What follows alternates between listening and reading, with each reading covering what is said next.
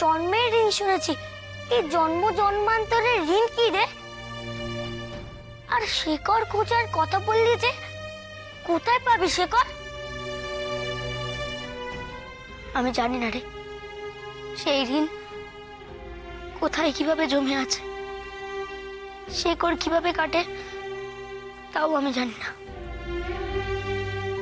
ও গুরুদেব, তুমি বলতে পারবে আমার জন্ম জন্মান্তরের শিকড় কোথায় আছে?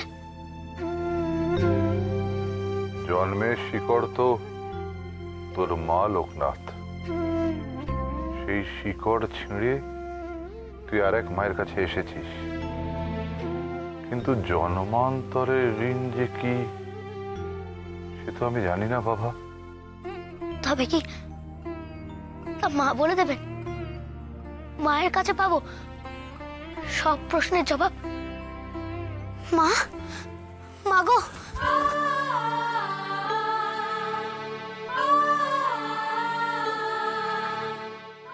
লোকনাথ আজ যেমন কেন করছে গুরুদেব?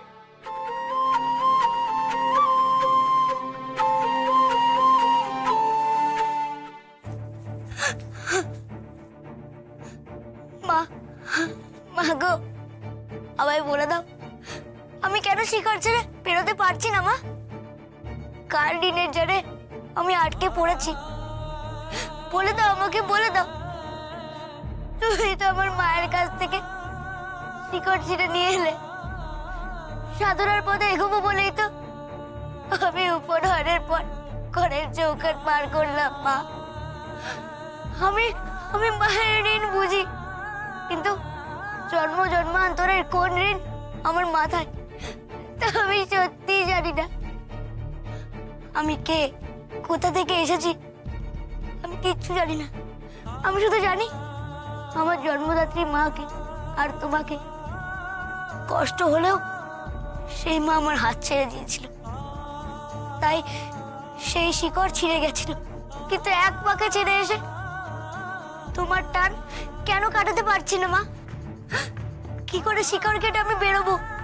কি করে আমি ঋণ শোধ করবো? বলে দাও, বলে দাও আমাকে। লোকনাথ কাঁদছে, আমাকে ওর কাছে যেতে দাও গুরুদেব।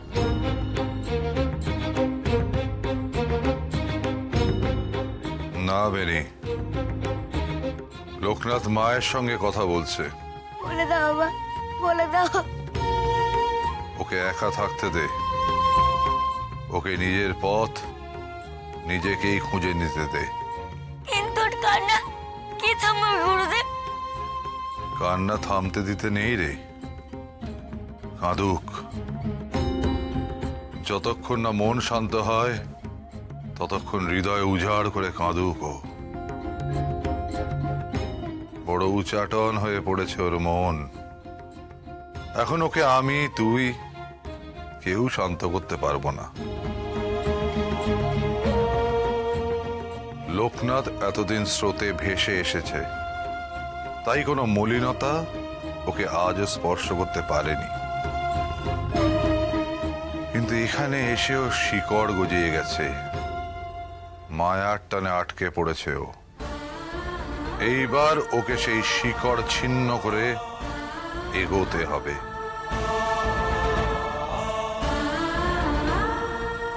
এতদিন ও অন্যের হিত সাধনের জন্য মাকে ডেকেছে, এবারও যাত্রা শুরু হবে আরো গভীরে, পরম উপলব্ধির পথে।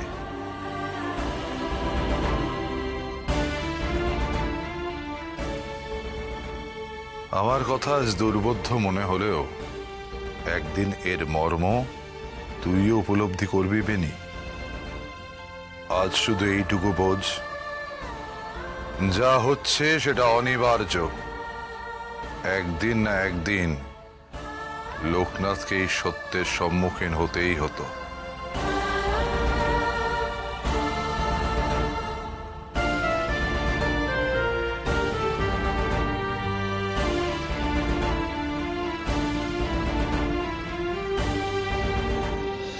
ছেলেটা মনে মনে বড় কষ্ট পাচ্ছে, কিন্তু আমাদের মতো সাধারণ মানুষ তো কষ্টের নাগালও পাচ্ছে না যে সুরাহ করব। একবার যদি বুঝতে পারতাম ছেলেটার কষ্টের কথা। এর আগে তো লোকনাথকে এমন উতলা হতে দেখিনি। বাবা নকুরেশ্বরের কৃপায় এত বড় উপকার করলো আমাদের, তাও কেন বাবা ওর মনে শান্তি ফিরিয়ে দিলেন না? গুরুদেব, লোকনাথকে একবার এদিকে ডাকুন না, যদি ওকে বুঝিয়ে। লোকনাথকে বিরক্ত করো না কেউ। বড় উতলা হয়ে আছে ও। লোকনাথ তো জন্ম জন্মান্তরে ঋণ শোধ করতে চলে যাবে বলছে। তাহলে তো লোকনাথ যেখানে যাবে আমাকেও সেখানে যেতে হবে। তার কোনো মানে নেই পেনি। সবার শিকড় এক হয় না। কেন? আমি আর লোকনাথ তো একই গ্রামে থাকতাম। আমরা তো একসঙ্গে খেলাধুলা করে বড় হয়েছি, আর আমরা তো হরিয়ার আত্মা। তাহলে তো আমাকেও ওর মতন গত জন্মে ঋণ শোধ করতে হবে। কাকে কি করতে হবে সেটা তার অন্তর্যামী স্থির করেন বেনি। লোকনাথ অন্তর থেকে ডাক শুনেছে, তাই সে শিকড় কাটার উপায় খুঁজছে। তোর ভবিতব্য যদি তাই হয়, তোরও ডাক আসবে। আমরা বড় সাধারণ মানুষ গুরুদেব, এত কঠিন কঠিন কথা আমরা বুঝি না। তবে যদি লোকনাথকে আমরা বিয়ের আসরে পেতাম, মনটা ভরে যেত। এখনো বিয়ে শুরু না করলে লগ্ন বয়ে যাবে। এরপরে আর এই বিয়ে সম্ভব নয়। জমিদার মশাই, আমি বলি কি, লোকনাথের অপেক্ষা করে আপনি আপনার ঋণের বোঝা বাড়াবেন না। আপনি বরং নিজে দায়িত্ব নিয়ে করালি আর রাঘবের বিয়েটা দিয়ে দিন। আপনি অন্তত দয়া করে আসুন গুরুদেব, আপনার আশীর্বাদ থেকে আমাদের বঞ্চিত করবেন না। এতদিন এখানে সুখে দুঃখে আমাদের পাশে কাটিয়ে করালি মা তো এ গায়েরই মেয়ে হয়ে উঠেছে। তাই অনুরোধ করছি গুরুদেব, আমাদের মেয়ের বিয়েতে আপনি আর বেনি এসে মিষ্টি মুখ করে যান, নইলে যে ওদের মঙ্গল হবে না। বেনি, তোকে আর লোকনাথকে আমি কোনোদিনও আলাদা চোখে দেখিনি। লোকনাথের জায়গায় আজ তুই থাক আমার পাশে। গুরুদেব, আমি কি আপনার আশীর্বাদ পাবো না?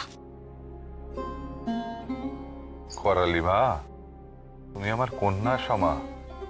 আমার আশীর্বাদ সব সময় তোমার সঙ্গে আছে মা। তোমার জীবনের এই শুভ লগ্নে আমি নিশ্চয়ই তোমার পাশে উপস্থিত থাকব। তবে মা, আমি মুখে কিছু দিতে পারবো না। আমার শিষ্যের অস্থিরতায় আমি নিজেও যে বড় অস্থির হয়ে রয়েছি। বেশ তো, তবে তাই হোক। পাত্রপাত্রীকে নিয়ে মণ্ডপের দিকে এগোই আমরা। তাহলে মিষ্টি খেতে পারবো, তাই না গুরুদেব? যা, নিজেকে কষ্ট দিবি কেন? যা, করালি দিদির সঙ্গে তুই যা। চলো চলো চলো, তোমরা চলো চলো তাড়াতাড়ি। পুরোহিত মশাই, আমার লোকনাথ তো ভোগ বাসনা সব ছেড়েছে। এবার বুঝি তার সাধনা শুরু হবে। তাই সে শিকড় ছেড়ে মুক্ত পাখি হতে চাইছে। মা, তুমি চুপ করে আছো কেন? সাড়া দিচ্ছ না কেন? আমাকে বলো, আমার আমার জন্ম জন্মান্তরের শিকড় কোথায় লুকিয়ে আছে? আমাকে বলো, বলো আমাকে, বলো। কিন্তু অবচেতনে অনেক শিকড়ে তুই নিজেকে বেঁধে রেখেছিস। সে শিকড় না কাটলে মুক্তি নেই। মন মুক্ত কর লোকনাথ, তা নাহলে আর সাধনার পথে তোর এগোনো হবে না। আমার শিকড় তুমি নিজের হাতে ছিঁড়ে না দিলে আমি এই আমিষ থেকে কি করে বেরোবো মা? কি করে? আমার যা কিছু বাঁধন তার সব তো তুমি। তোমার আঁচলে আমি আটকা পড়ে গেছি মা, আটকা পড়ে গেছি।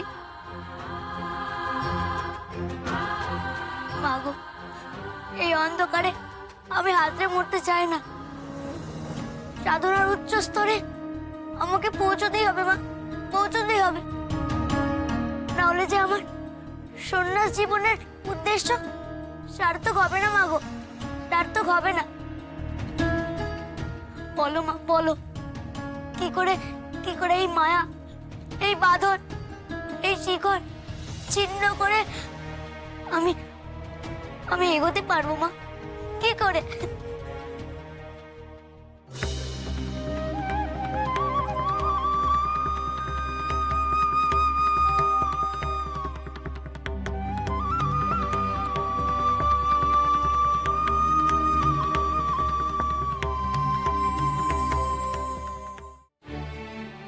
আমারও সব বাঁধন ছিন্ন হলো মা।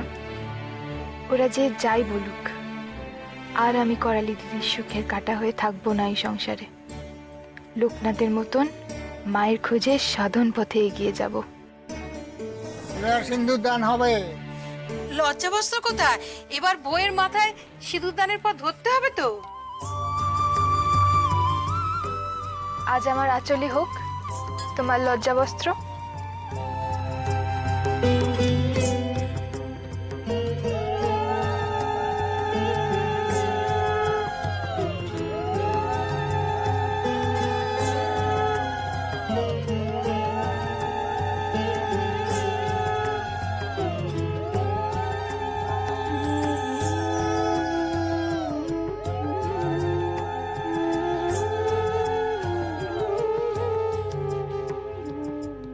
তুই একা থাকলে খুব ভালো হতো রে লোকনাথ, কাল দিদি খুব খুশি হতো।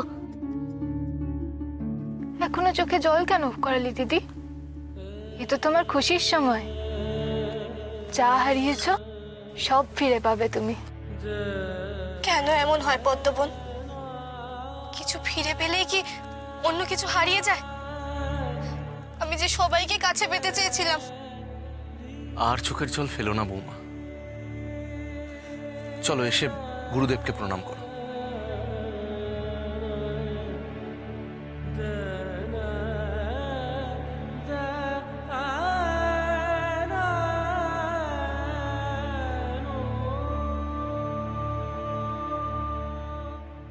এমন সুখের দিনে চোখের জল ফেলেও না করালি। কি করব গুরুদেব, আমি যে আমার চোখের জল আটকাতে পারছি না। আজ আমার সবচেয়ে সুখের দিনে লোকনাথ, আমার ভাই আমার পাশে নেই, খুব কষ্ট হচ্ছে। তার কষ্ট যে আরো বেশি করালি মা, তাকে আর মায়ার বাঁধনে বেঁধো না। দেখো, এখানে এসে সে মায়ের স্নেহের টানে, মায়ার টানে আটকে পড়েছে। এবার তোমরাও যদি তাকে এইভাবে বেঁধে রাখো, তাহলে যে উদ্দেশ্যে তার পথ চলা, সেখানেই তো বিঘ্ন এসে যাবে মা। ভালোবাসার বন্ধন থেকে তাকে মুক্ত করে দাও। প্রকৃত ভালোবাসার যা ধর্ম, সেটা পালন করো। বলছিলাম এবারে আমাদের রওনা দিতে হবে কালীঘাটকে বিদায় জানিয়ে। আপনারা না থাকলে আমি কোনোদিনও আমার ভাইকেও ফিরে পেতাম না, আমার ঘরের লক্ষ্মীকেও ঘরে তুলতে পারতাম না। আপনাদের প্রতি আমি চিরকৃতজ্ঞ থাকব। কালীঘাটকে কি এবার তবে আমাদের বিদায় জানানোর সময় হলো? লোকনাথকে মা কোন পথে পাঠাতে চান, সে উত্তর কি সে পেল? তুমি আমার ডাকে সাড়া দিলে না, বাবা নকুলেশ্বরও আমার ডাকে সাড়া দেয়নি গো। আমি তোমার ভুলটা বুঝতে পেরেছি। আমি তোর অহংকারে আমি ডুবেছিলাম, কিন্তু এবার তো আমার ভুলটা বুঝতে পেরেছি আমি, তাও তুমি আমাকে এভাবে শাস্তি দিচ্ছ। বেশ, আমার পাপের প্রায়শ্চিত্ত করার জন্য আমি আমি তোমার চরণে মাথা ঠুকছি। ছাড় ছাড় আঁচল, ছাড় বলছি।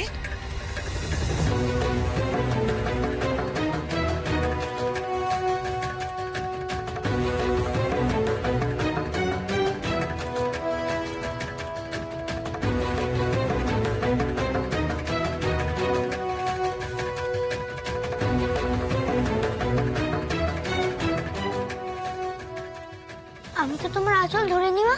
মহা বেয়াক্কেলে ছেলে তো তুই। আমার আঁচল নিজের হাতের মুঠোয় ধরে বলছিস আমার আঁচল ধরিসনি? ছাড়, ছাড় বলছি, আঁচল ছাড়। না নিজে নড়ছিস না আমাকে নড়তে দিচ্ছিস? আমি তো তোমার আঁচল ধরে নি মা। ধরিসনি? তবে এটা কি?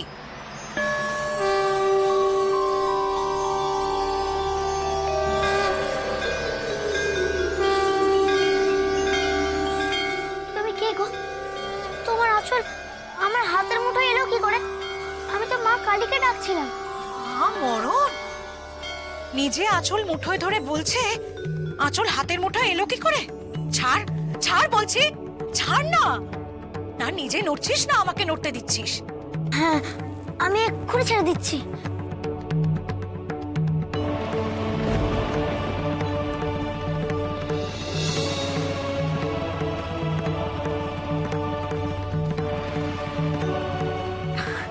এ কি? আমি তো টানছি, তাও তো খুলছে না। খুব শক্তভাবে আটকে আছে। আমি কিছু করিনি গো। তবে কি বলতে চাস? আমি তোকে আঁচল দিয়ে এখানে বেঁধে রেখেছি, বল সেটা।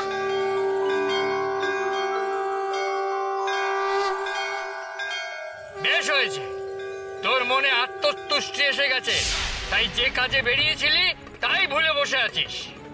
না না, ভুলিনি গো। আমি তো ঈশ্বরকে খুঁজতে তার সাধনার পথে বেরিয়েছি। তাই নাকি? তাহলে কালীঘাটে এসে ঘাটি গেড়ে বসে রইলি কেন দিনের পর দিন? সে তো অনেক দিন সম্পন্ন হয়ে গিয়েছে। মায়েরা তো নিত্য পুজো দিচ্ছে, তারপরেও তো তুই নড়িসনি।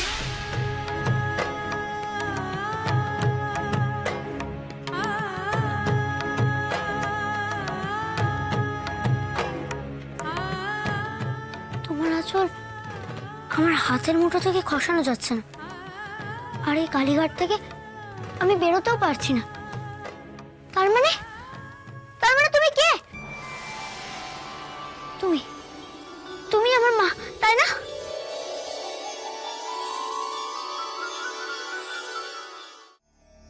মা গো, তোমার এই আঁচল যে আমি ছেড়ে যেতে পারছি না।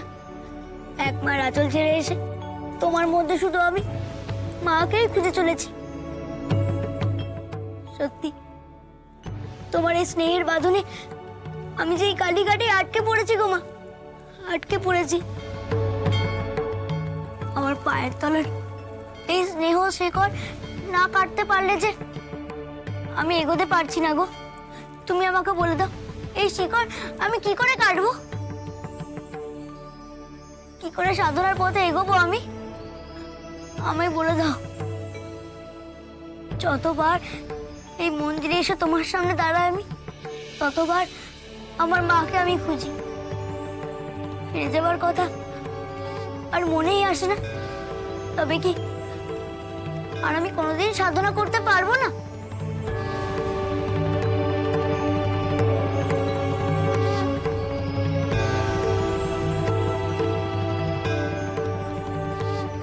আমার আঁচল শুধু এই মন্দিরেই আছে নাকি? এই আকাশ, খোলা মাঠ, নদীর জল, সাগরের ঢেউয়ের মাথায় বিস্তীর্ণ হয়ে ছড়িয়ে আছে। দেশ কাল সময়ের সীমা উত্তীর্ণ করে আমার এই আঁচল বিশ্ব চরাচরে মেলা। জন্ম জন্মান্তরেও আমি আছি। তাহলে তুই কেন শুধু শুধু আমাকে এখানে খুঁজছিস? সব জায়গায় তুমি আছো। আমার আঁচল সর্বত্র রয়েছে। নদীর পাড়ে, পাহাড়ের চূড়োয়, মেঘের ভেলায়, ফসলের ক্ষেতে, মানুষের মনের মাঝে তোর শিকড় ওই আঁচলের তলায় তুই একদিন ঠিক খুঁজে পাবি লোকনাথ।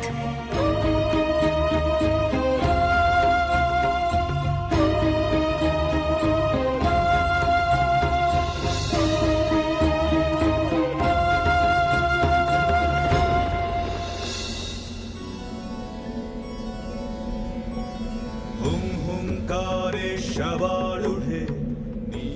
আমার আঁচল সর্বত্র রয়েছে, নদীর পাড়ে, পাহাড়ের চূড়োয়, মেঘের ভেলায়, ফসলের ক্ষেতে, মানুষের মনের মাঝে, সূর্যের আলোয়, রাতের অন্ধকারে।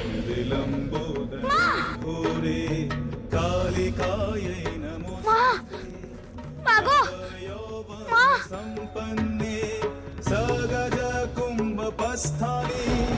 বাণীশ্বরী শিবে শান্তে কালিকায় নমস্তুতে। তোর এই কালীঘাটের শিকড় আমি কেটে দিলাম লোকনাথ। এই ক্ষুদ্র আঁচলের মায়া ত্যাগ করে তুই এবার বিশ্ব ব্রহ্মাণ্ডে ছড়িয়ে থাকা আঁচলের খোঁজে যা। যা। कर्तरिका करे